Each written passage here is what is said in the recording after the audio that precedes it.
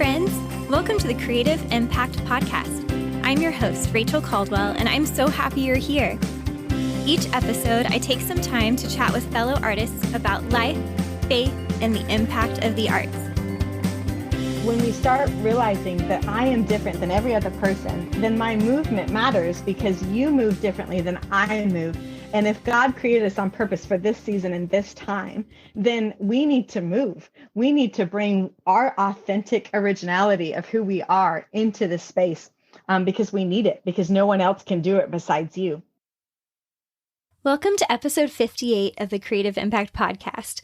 I'm so excited that you're here joining me today. And if this is your first time listening, welcome. We're so excited that you're here.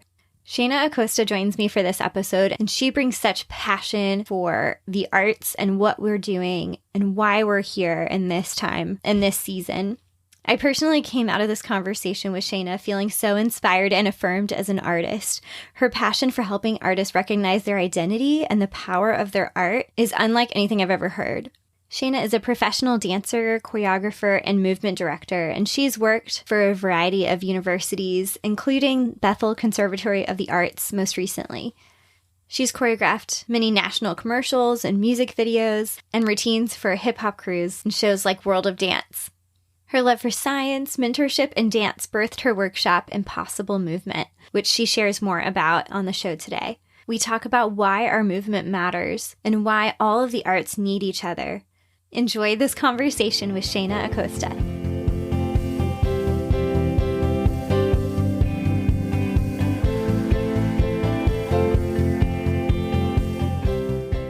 Yay! I'm so excited to have you on the show, Shayna. And am I pronouncing your name correctly? Yes, Shayna right. Acosta? Acosta? Yes. Well, that's like the Spanish. Yeah. Acosta is like the way that's pronounced, but everybody says Acosta. So Acosta. Yeah. Okay, cool. Well, I'm so excited to have you on the show today and cannot wait to just hear more about your journey and get to know you a little bit. It's going to be really fun. Yeah, I'm excited. Yeah. So the first time I kind of got to not really meet you, but see you was on, I think it was Cynthia Newland had put together like a gathering of artists during the beginning of the pandemic. It was pretty early on, I feel like. Yeah. Or ish. I mean, we probably felt like it was a long time into it. But right now we're like, no, that was not. Yeah. Right. Anyway, but got to hear you speak a little bit and just share about what God had placed on your heart, and just was so, touched by what you had said and was like, I really want to get to know this person. She seems amazing. So I love it. So fun. So anyway, do you want to share just a bit about who you are with our listeners and kind of what you're up to currently? Yeah. So my husband and I have two kids. I have two girls. One is almost 7 and one is 3. And so this will just fun context. We're living in Northern California, like about literally 2 hours from the border of Oregon. So we're like really up north. And then recently we were working there with Bethel Conservatory of the Arts and teaching dance and all the fun things, and loved it because we were like in the mountains and it was great. And then we found out that Eric and Candace, which were the pastors of Bethel at the time, senior pastors, were going to start a church in Greenville. And they were like in Greenville, South Carolina, which is on the other side of the world. Yeah. And and we found out that they were doing that and just what they wanted to like cultivate and bring and create something through arts and creativity. And so we jumped on board. And so recently, literally like 2 months ago, we moved from this side of the coast all the way to the East Coast. Wow. And so now we live in South Carolina and we're helping build a church and all things, just different and new for us in this season. So that's so cool. That's awesome. And I love that's such fun ages with your daughters as well. Really cool. We don't have any kids at this point, but we have a lot of nieces and nephews and it's super fun. Yeah, it was, they did, a crazy good job from it was a 44-hour trip driving but they, everyone's like, bless us. And I'm like, I know, but they did amazing. So it was great. That's so good. Aw, well, I'm super glad. And it's fun to kind of just hear. Yeah. So I'm curious to hear, how did you first get into the arts and kind of the dance world? Yeah. So I started off as a gymnast. Cool. And they made the mistake because I was getting up to an optional level, which is when you get to create your own floor routine and beam routine. And it's like what all gymnasts like are excited to get into. Yeah. And so I got into that level and they were like, oh, you know what? It'd be really great if you would go take a ballet class to help like strengthen your like ability on the floor and the beam to be more graceful. Uh-huh. And that was it. Like I took a class and I fell in love with with dancing. And I was like, why am I over here training this many hours doing this when I could be doing this? And it just lit me up and got excited. So and so I just fell in love with dance and started dancing at probably like considered a late age. I mean, I was 7, which is like 7 or 8, Yeah. which I think is considered late these days. Right. People start like, hey, it works. Yeah. And so I just loved how dance told a story and that I got to be able to, I don't know, I loved acting and I loved, I've always kind of a weird child, I think. And so being able to put the two and marry the two together, and it was like this really hard technical thing. And then, meeting with like the creativity of it all and being able to express yourself. So I just fell in love with dance.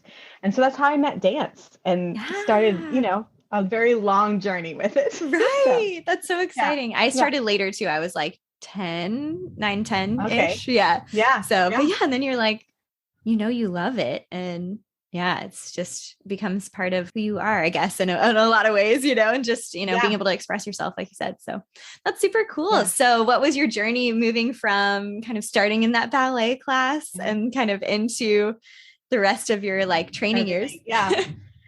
So training was fun for me because there was a guy that was, I think the hip hop teacher, and he saw me dancing and he was like, I'd love for you to come try this hip hop class. And so I did. And I was like, oh, this is a whole nother side of the dance world that I didn't even know existed that I fell in love with. And so then I was like, oh man, I think this fits my personality a little bit more, knowing that obviously I always say this, ballet was like if you're going to do anything classically trained, you have to have ballet. So always continue to take my ballet classes and my technique classes. Right. And so I just fell in love with kind of playing both characters, here you could stick like your hip hop hat on and learn that. And then, and then the ballet world and contemporary world and all that fun stuff. But so I trained mostly in Texas is where I like got my fun hardcore training. Yeah. Texas. So so in Dallas, I was training at Dallas Powerhouse.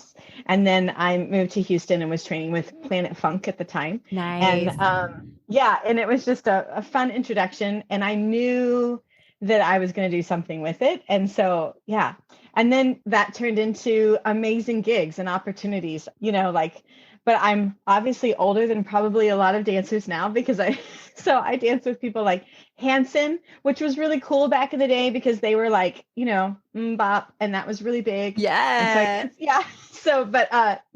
Not anymore. I say Hanson and they're like, who? And I'm like, it was the original boy band. Yeah. Leave it alone. Exactly. And so I got to dance with them, and I recently got the amazing opportunity to work with VeggieTales. It's just been like super fun journey, and that's actually how I met my husband. Was like getting to dance. We were both backup dancers, so it was really fun. So cool. It's been a fun journey with dance. Yeah, so that's neat that your husband's a dancer as well. Yeah, he's originally from LA, and he was a break dancer, and then he met me, and I was in I would say, my hip hop training was definitely studio based. And obviously back then, studio hip hop was very different back then. Yeah. It was what we might call palm hop now. Like, it was very like, you know what I mean? Yes. And so then I met my husband, who is actually in the culture of hip hop. And then, so he introduced me to the actual real world of hip hop. And I think I fell more in love with it even more so because of the culture of it all and the community based of real hip hop culture. And so I love to see that right now is being slowly birthed in the studio world, to like see that there is a technique to it, that there's founders to this movement, just like ballet and contemporary. Yes. So it's been fun to both share. Like I showed him what 5, 6, 7, 8 was and how to choreograph. And he was like, welcome to, the culture of hip hop. Right. Yeah. That's a really cool blend for sure. Yeah. It's been fun. Is he still dancing as well? He is. Yeah. He's still doing it. I don't know. Like, he still break dances and whew, my Wow. body is like, I don't know how you're still doing that, but that's Yeah, fine. breakdance is just super impressive to me in general. And then to be able to stick with it for a long time is so impressive and super Yeah, fun to watch too.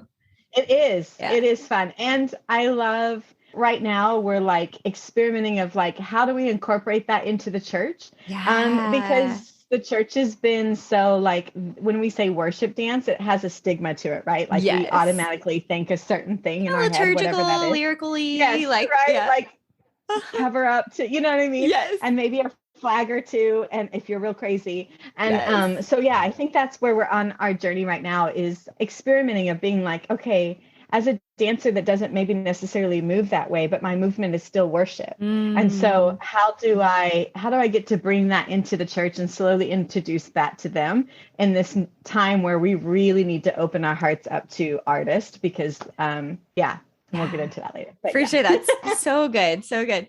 And for those that are Yeah. listening, you may be hearing thunder in the background. I was telling I Shayna love that we've got a storm going on, but it's kind of fun background, like ambiance. So there we go. it. Love it. Putting it out there. Yeah. Yeah. So I know you mentioned at one point just your passion for science as well. And I would love to hear kind of where that got started and birthed in you, and then how that has interplayed with dance and with art. Yeah.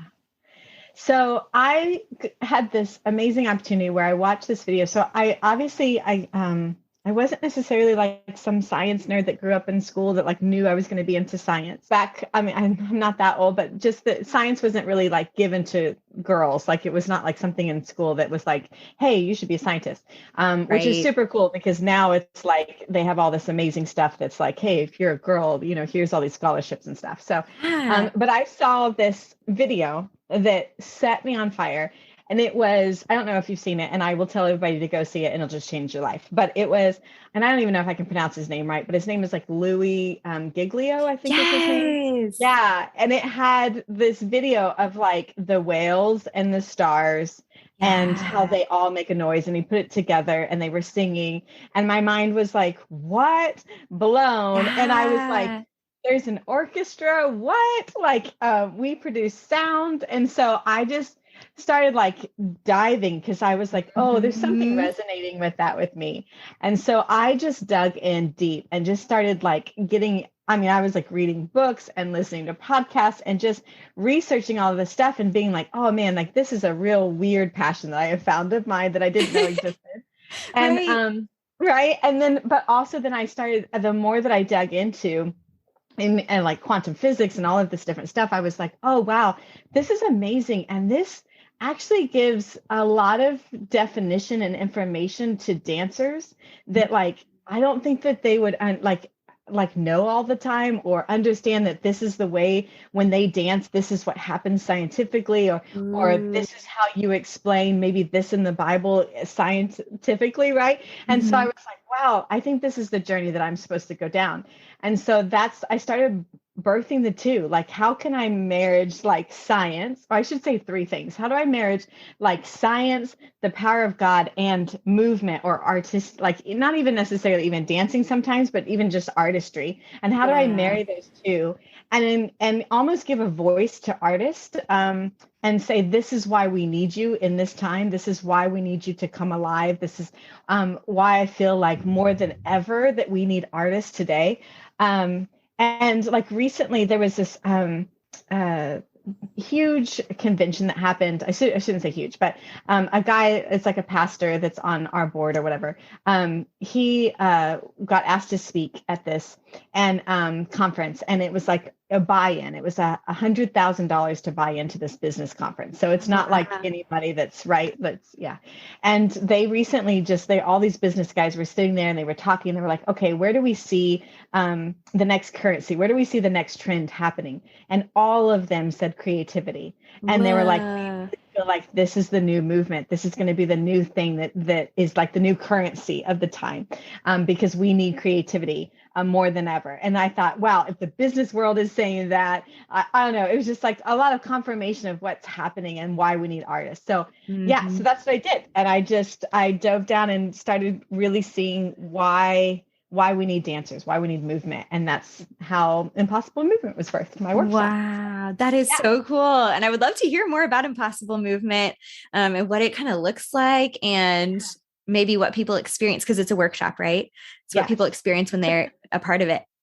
Yeah.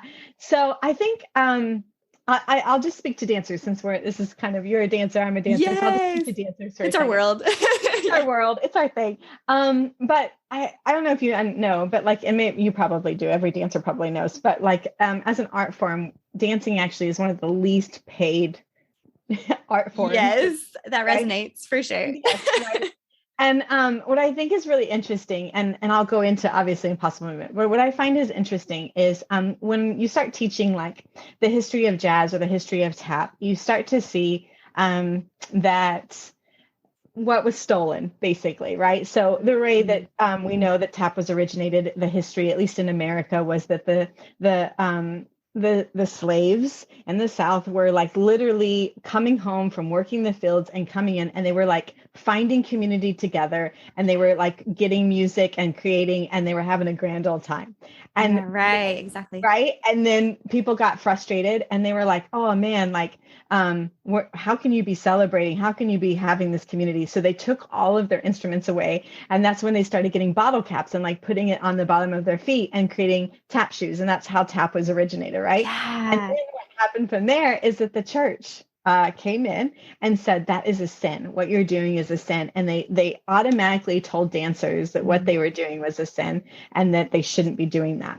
And so what I found was, when I did research in science, what happens when you don't when your brain and doesn't work in the capacity of who you are or your identity, like literally it talks about, if you have been told that what you do doesn't value or isn't worth anything, that your brain starts to lose creativity. It actually starts to, the part of the brain that actually talks about your communication skills actually starts to dwindle, because you've been told what you do doesn't matter. Oh And my goodness. so then that loses our voice to be able to articulate why we matter. And so what I have seen is that as a dancer, we have these, like, it's needed, and just even in the science world, it's needed. We need movement, right? Right.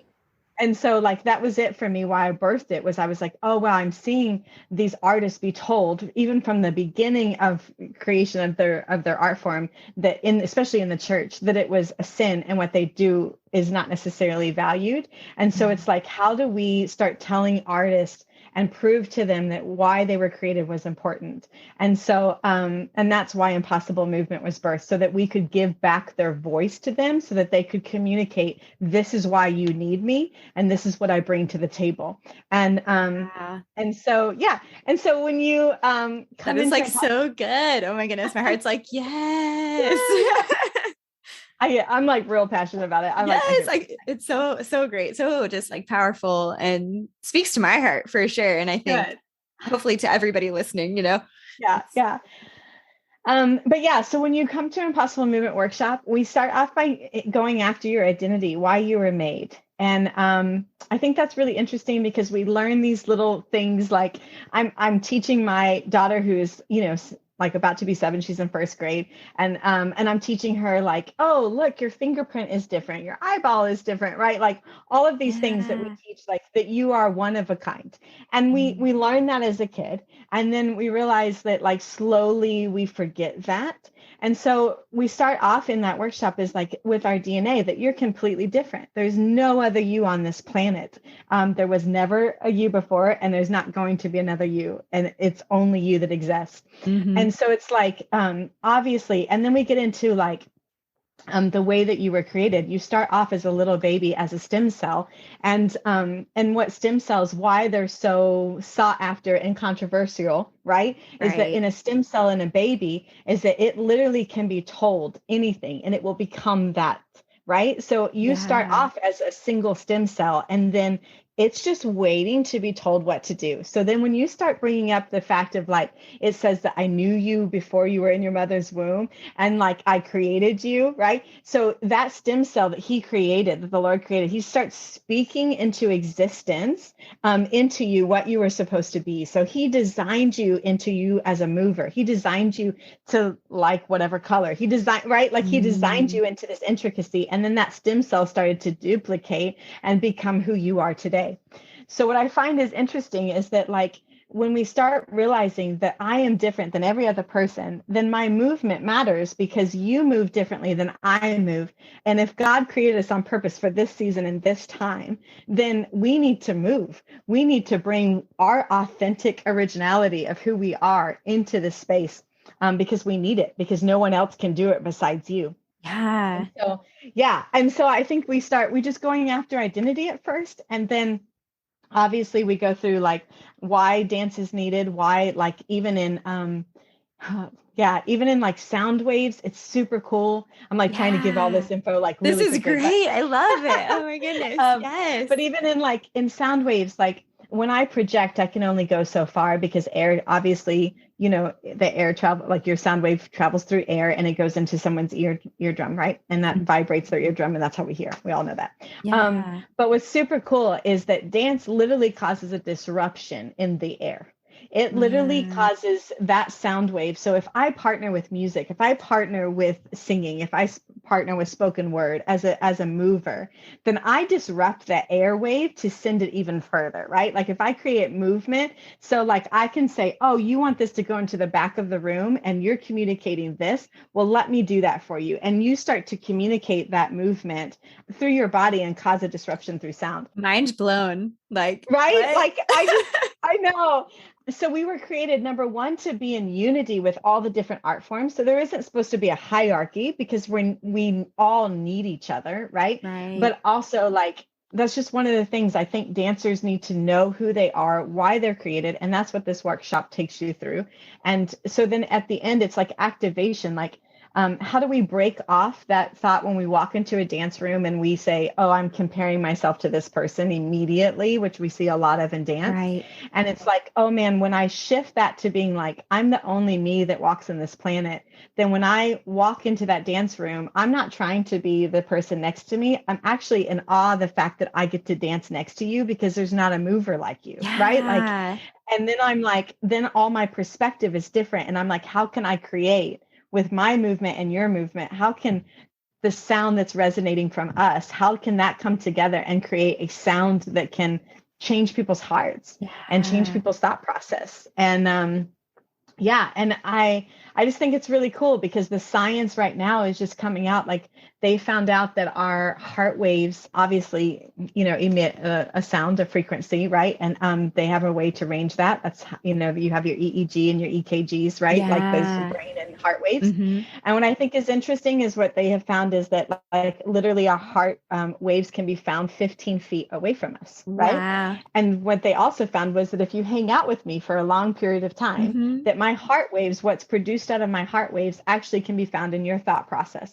Really? In your thought waves. Yeah. Whoa. And so what I think is really interesting with that, because your heart actually like is 5,000, the waves that come out are 5,000 times stronger than your brain waves are. Whoa. So what you emit out of your heart literally is stronger than maybe what your thoughts are.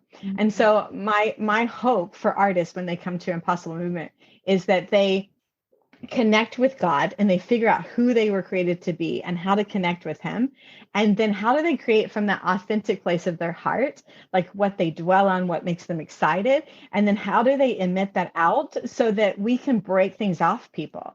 Like if you're battling, like, you know, right now, fear is like rampant in our country, right? Because of everything of the unknown. So how do I connect with, oh man, like I don't partner with the spirit of fear, right? Like, so how do I connect that with my heart? And then let that even make that circle even bigger because I'm moving, I'm causing a disruption with the sound waves. And so how do I break that and be able to say, I'm going to bring calmness, I'm going to bring peace into this atmosphere by watching what I produce as a mover. And so I don't know, it kind of sounds like superhero stuff and I love it. Like God made us so cool as movers, right? Like anyways. Whoa, so epic and just I think we're just so unaware of almost like the power we hold, Yeah. just as people in general, but also as artists and as dancers, as movers. And whoa, like just the impact that can have on one person's life, but also as more and more people are like aware of that. Yeah. How amazing would that be if like all of the dancers knew what you just said? Who they were. Yeah. Yeah, who they were and who they were designed to be. I mean, I think it's interesting because and I know I'm biased because I'm a dancer, I understand that. But like, dancing is a visual art form. You have to participate in it to experience it. Unlike singing where you can, like I always think at restaurants when you see a live band, people are still like eating and talking and just ignoring it because they're it's an audio art form, right? It can come in one out the other. But dancing actually is a visual art form. You have to participate. And it's one of the only art forms that when you watch, your brain actually, like as someone that's like sitting and watching, I don't even have to be dancing, but my brain thinks I am when I watch it. So like, that's why they're seeing like breakthroughs in dementia and Alzheimer's while you're watching dance, because your brain is becoming active like it is dancing, even though I'm just sitting. And so it's like, okay, so when you watch, like, if you've made it and you've become a backup dancer for Beyonce or something, do you understand that when you're partnering with that, like you're literally giving her the ability to cause influence because of the dancing behind it as well? Like, does that make sense? Like, yes. Yeah, I just think that dancers need to realize like really, really who they are and what they bring. And not to be prideful about it, but just be like, hey, listen, we bring in new, fresh movement. Like when things are stale, you need wind to come in and move things around. And I think more than ever with what's going on in this world and everything, I think that dancers need to start bringing in that fresh wind by moving and creating things. Yeah. And tapping in who they were originally designed to be. Yeah. So. And it's huge. I know, like you said, a big thing in probably everyone's life, but especially for dancers, is that comparison piece, and just to recognize like, I am the only me that exists. I love that, how that just totally shifts your perspective, like you said, when you walk in a studio or when you're performing and that kind of thing. And I think that could totally be applied to so many different areas of our lives too. Yeah. So cool. Like think about then you walk out of that of like, I need you in the sense of like, to tell me who I am. And then I switch to, even when I take a class, I can give back to even the teacher. You know what I mean? The teacher's never going to see the choreography on anyone else of a Shayna than me, right? Like that's it. Like, and so it's like, I might totally mess up, but at least it's me messing up, right? Like, and you'll never get to see me mess up this choreo again. So it just, I don't know, it takes the stakes off. And it also says like, I'm in this room and I want to give back. I was created for this purpose. And I think that's been my biggest thing about talking to artists recently, especially with 2020. And I'm like, listen, if you've ever believed that you were designed for a purpose, then that means 2020 didn't happen to you. That means you were literally designed for a purpose and a reason. When we talk about, like, it says that we are his craftsmanship, we're his workmanship. Well, that's a design. And my husband just went into, like, he just graduated from design school. And so he talks about like, the difference between design and creation. And design is like, I see a problem, right? I see that, I see a need. And so I design something to get to that point, right? And I'm like, so God says we were his craftsmen, we were his workmanship. He designed us. He spoke you into existence. He designed you. And then he was like, oh, I see what's going to happen in 2020. I see what's going to happen in 2021. I need Rachel. I'm going to create Rachel in this moment. And then I'm going to set her in this timeline so that you were designed for a purpose to be here. So then your focus again is like, okay, I'm going to shift that fear off of me. And I'm going to say, what was I here to bring? Like, why am I a mover in 2021? Like, why is that? Okay. Like, I've got to start asking myself those questions. And then, I don't know, you start to see the anxiety and the fear roll off of people and they start to be like, oh, how can I help? Right. And that it becomes, I think it's so easy to get so turned inward, and self-focused and like just trying to, whether it's like get that approval, get that applause, or that kind of thing. But then that totally turns that focus and that shifts outward into others. And like you said, it's kind of more founded in love rather than fear. Yes. It's huge. Yeah. Yeah. So, so good. So good. Yeah. I'm going to kind of like switch gears slightly Okay, and cool. shift Yes. to talking about choreography. And Okay. sounds like that's been a huge passion for you in your life. Have you been kind of choreographing since you started dancing, or did it kind of develop somewhere along the way? No, that's definitely, I mean, as a kid, I was that weird kid that was like, hey, mom, look what I choreographed to, all this stuff, as an imagination. I think I tend to think that I probably have a more active imagination than a lot of people, I'm finding out, because the second I talk to someone, I'm like already imagining and dreaming for them. I'm like, oh my God, you should do this and this and this because I see this in my head. Yeah, we need that in the world for sure. But yeah, I think choreography is an honor. When I teach choreography classes, like on people that want to become choreographers, I tell them it's a mantle that's heavy and it should be worn as heavy, because of storytelling can take you so many places. I mean, like when you study marketing right now, they're actually like big companies are switching to storytelling marketing because it connects with your heart and not your mind. Yes. And so you start to like get into invested. It's like the Nike commercials with all like the girls, and you're like, yes. And like pretty soon you end up buying like Nike shoes because you're like, I loved that story, right? Because they're going and they're telling a story. So as a choreographer, I tell people all the time, like, use your mantle, like understand the weight of that mantle as a choreographer, that you literally are taking people on a journey and you can literally make or break them of how you're going to want to take them on this. And so just be wise about it and then be authentic, because especially this generation that's coming up, I feel like they can smell the lack of authenticity. Yeah. And they want to experience something that's real. And so it's like, how do I invite you in a personal way into my process?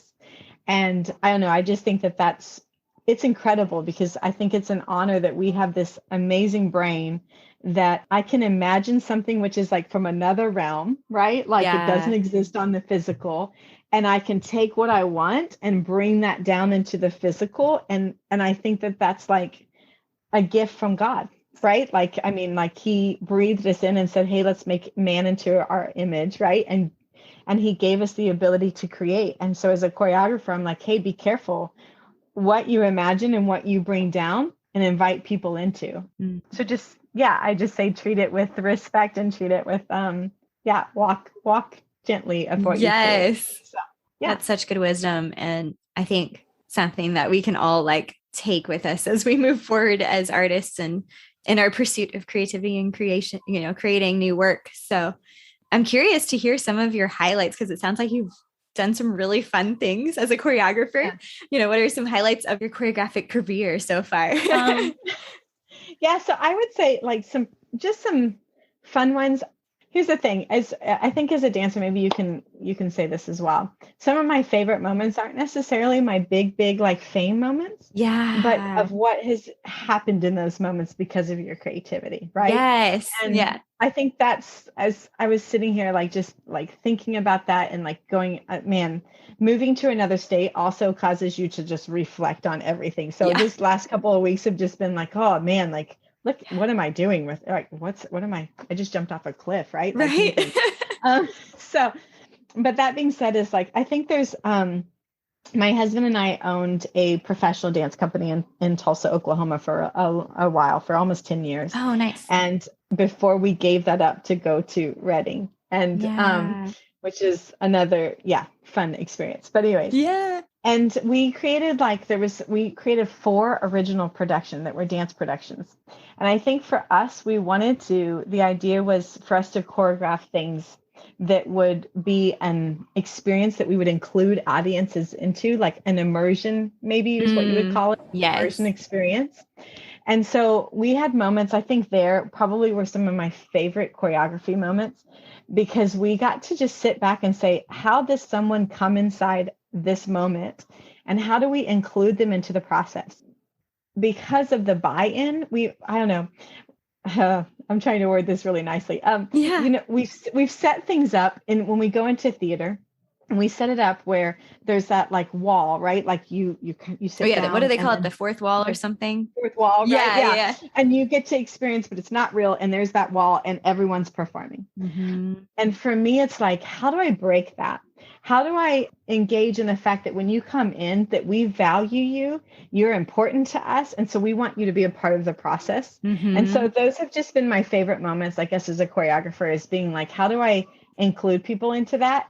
But yeah, so as a company, that was really fun. And then just Yeah. on like side notes, just getting to, I think choreographer music videos is also like, I mean, that's just a fun moment, is getting to sit down with Yeah. the artist and say like, what do you envision as a performer, and what do you want these dancers to highlight you with, Right. and get to be on a set with all of just the energy. So that, I mean, like on that Mm-hmm. note, that's always fun as well too. Yeah, that So sounds super fun. And I'm sure like kind of thinking through it from different camera angles and like, how is this yeah, gonna translate on film and stuff like that. So yeah, so yeah, yeah, fun. Yeah. It's really true. It's not necessarily the big like what people would think are the highlights necessarily. yeah, It's the those moments where you feel like you really connect with someone or you see someone impacted yeah. by the work. So so cool. And I know something especially through your workshops and different, the company that you guys had and probably a lot of the teaching that you were doing at Bethel, correct? For a little Mhm. while there. Sounds like you have a real heart for mentorship as well and kind of like pouring into the lives of others. You want to share any of like your favorite parts of mentorship and teaching and kind of what you've seen, how you've seen that impact your students? Yeah, there was a girl, and I talked, she actually travels with me a lot, and her name is Emily. Hey, Emily. And hi, Emily. Yeah, oh my God. I met her when she was 12 years old, and someone just told me when they pointed her out that had been a teacher of hers, and they said she's amazing. She's like the cutest little kid ever, but doesn't know the difference between her left and her right. And so to just basically not to bother, right? Like, Oh, yeah. Yeah. because she's a great human, but might not ever amount to any kind of dancer. Mm, And so for me, I was like, oh man, I love that. I love that you said not to bother, because now I'm going to bother, right? Like exactly. now Yeah. I'm going to pour it. Uh-huh. And so I think her like getting to see who she is now, and like when she moves, she's done lots of stuff that's professional now, and to see like walking her through that process of like really saying, okay, there's something unique about you. How do I pull that out? Mm, And start speaking that into existence so that you believe in yourself enough to take risks and to go do these amazing things and to see that flourish. I think, mm, I don't know, it as a dancer, I think I found like I loved the stage and I loved dancing professionally, but it is not even compared to what it is to be a teacher and a mentor. To see somebody like when you get to like, oh man, I see what's inside of you that you can't see, maybe mm, because of the low self-esteem or the lack of what you tell yourself on a regular basis, whatever that is. But I get to see that, like, and I get to try to pull that out of you, and so that you find your belief. mm. And I think we would all shift, maybe even we're not enough, like the thought of that we're not enough as a dancer. When we shift our focus out to other people and say, like, how do I pull the greatness out of them? It tends to do the same out of you, right? Ooh, Like yes. you're Yeah. like, oh man, like, oh, that made me feel really good. I need to do more of that. And oh yeah, that's where okay, that's cool. And so you start to find that.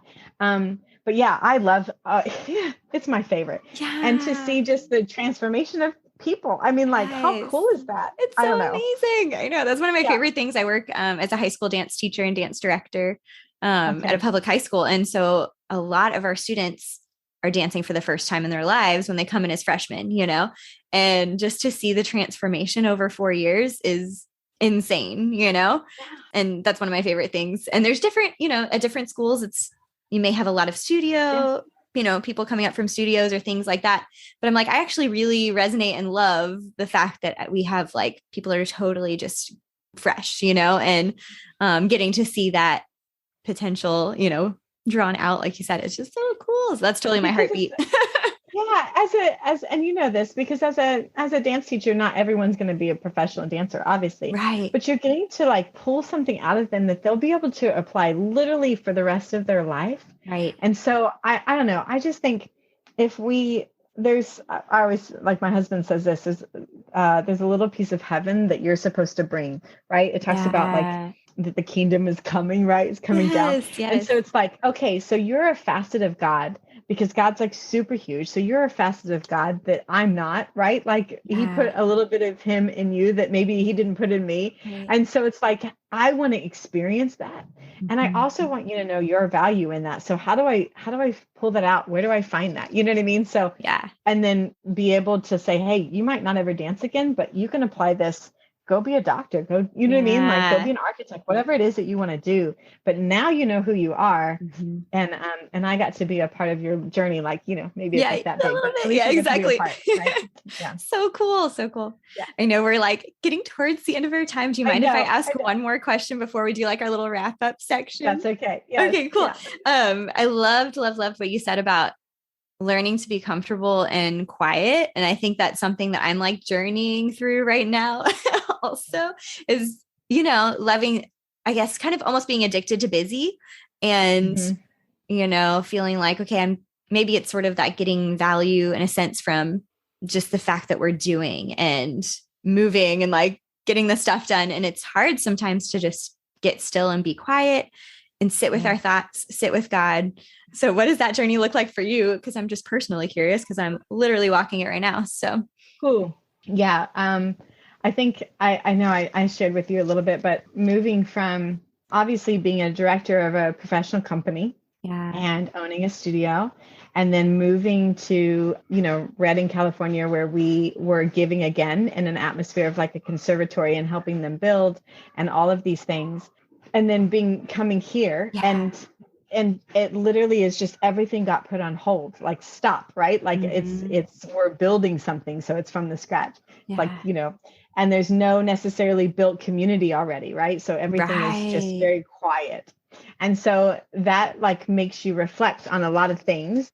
And for me, I was finding like, oh man, I was addicted to helping people even like I was finding my identity and being like, oh, you know, you need me to help and guide. And like, oh, I don't have any of that here. Okay. For at the time being. So like, oh, wow. Like I found my identity in that. So yeah, scratch that. That can't happen. I've got to dig in deeper and figure out who I am as a daughter again. And, but also just in the fact of creativity, like what silence plays in that role. And the fact that we have to find quietness to find that aha moment. And so I just think it's really crucial that we find time as artists and as humans to just be quiet and be still and be okay with that process of going through the shedding process. Yeah. We have to go through that shedding process because we're growing. And I think we hate that process, so we try to avoid it. Right. Right. And so I recently, and I'll hurry, but I recently heard this story about the difference between cows and buffalo, I think. Okay. And they said that like the difference between cows when they see a storm is that they run away from it but the storm is building. And so they actually end up being in one of the worst part of the storms because it builds and builds. And by the time that it catches them, it's like sometimes the worst part of the storm. And then the cows get hurt. Yeah. But the buffalo like wait and they see it and then they run head first into the storm. So they pass it before it actually gets worse. And so like, I think for us, like sometimes we forget that we are going to go through storms and we're going to go through that growth process. And so it's like, okay, either I have a choice to like run from it until it catches up to me, or just go through the process of like, this is my quiet time. This is my time to de-shed and go through the things that are digging and that I need to dig out. So it's a hard process, but I think it's one that we need to start heading towards and be excited. Like, okay, this is it. This is the time where I get to learn and grow, and it might be really painful. Just embrace it. Yeah. Embrace it. Because so good. Yeah. Love that. Yeah. Well, one thing that I love to ask is there something you'd like to share with other artists right now? Just anything on your heart, kind of as our wrap up serious question. Yeah. Man, I think what I feel like the reason I was put on 2021 or 2020, right? Like going through that is just belief. Like I get emotional and I'm trying to like, I think that as an artist, if you know your worth and your value, then you literally can do the impossible. You were created to do the impossible. And we need that because there's a part of you that like, I can't do. And so I think as artists, if I could say anything is like, don't be discouraged. Don't look around at what's happening around your situation. Like take time and be quiet and get to know like, man, what is it that I feel like I'm supposed to bring? And what is it I'm supposed to create in this time? And remember that you have community around you that supports you and loves you. And if not, you can find me and I will be that cheerleader for you. Yes. But right. And but just know that like there is a reason that you're here, and you have something special to bring, and that we honor that, and like we need that. And I think that that's just been my message. I think that's maybe why I'm here, is like to people laugh because when I'm in meetings, they're like, they'll be like, do you know someone that can do this? And they're like, you never offer yourself. You're always like, oh man, I know this awesome choreographer here. I just love champion people. I love seeing other people succeed and being like, man, like, how do I platform them? How do I do this? And I think when we do that, then we're going to find a community and a unity that it's unbreakable as a unit. And I just feel as artists, we need to start doing that instead of tearing each other down, but being like, man, how do I partner with the greatness inside of you with the greatness inside of me? Yeah. Beautiful. Yeah. So well said. Love it. So last question, just sort of for fun, is what is one of your favorite things right now? Favorite things? Yes. Oh man. Okay. So I don't know if this is favorite, but it's so funny. I think I've just had to embrace this. So we moved from California that literally has like very little bugs and very little like weird species of anything. Right. And we had mountains. It was great. And then we moved and we rented this house in South Carolina, and it's beautiful, but it goes down into this, we call it the jungle, right? Okay, nice. And so we have these huge palmetto bugs is what they call them, aka they are giant roaches. Oh, and so it's really funny. I think for me, it's just been a fun this time in my life. I'm just like, I'm having to embrace what the heck lives in the rainforest that I live in, and seeing these huge bugs and also like snakes and giving them names. Yeah. I think it's not my jam. I'm like, hey, I'd rather stay in the city or whatever. Yeah. But it's just this time of life where I'm like, this is hilarious. I have to laugh that God has placed me in a season with bugs that are like this big. Whoa. Yeah. I love it. I know it's bizarre, but I just love this season. I'm like, where is God taking me on this weird journey? So exactly. That's awesome. So great. Yeah. It's good that you can just like, let's just laugh about it. It's great. Good.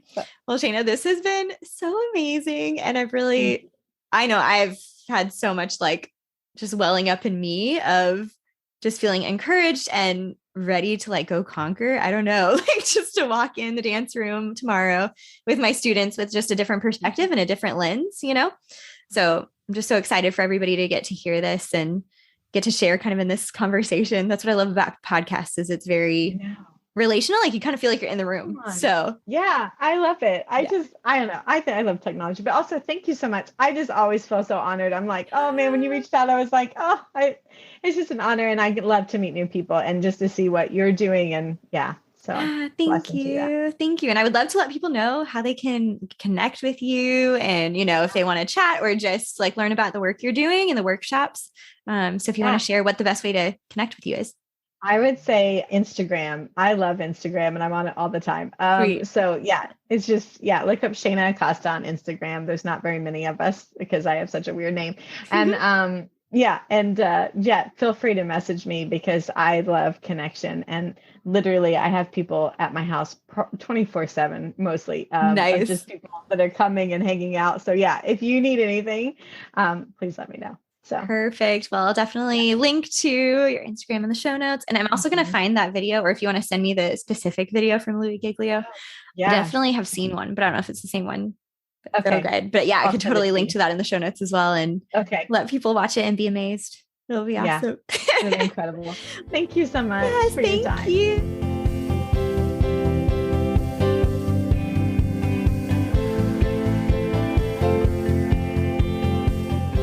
You guys, isn't Shayna the best? She was so much fun to get to know, and I hope that you were able to take some encouragement and some nuggets of wisdom from what she had to share with us today.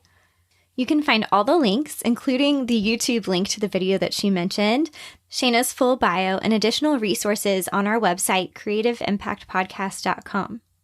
If you enjoyed this episode, it would be so amazing if you would leave a rating and or a review in whatever podcast platform that you're listening in. That just helps other people find the show and helps them recognize that it is worth their time to listen. I'd also encourage you to check out our Patreon community. If you've been around a while, you've probably heard me talking about Patreon. Basically, Patreon is a really cool platform where you can help support the podcast. And I also am able to share some really fun bonus content and some behind the scenes elements of the podcast with those supporters. If you want to learn more, you can check out creativeimpactpodcast.com/Patreon. That's creativeimpactpodcast.com/Patreon. Again, thank you so much for listening to the Creative Impact Podcast. The music for the show was produced by Michael Cash. Until next time, remember that you were designed to create, made to inspire. Continue living with purpose and making an impact. See you next time, friends.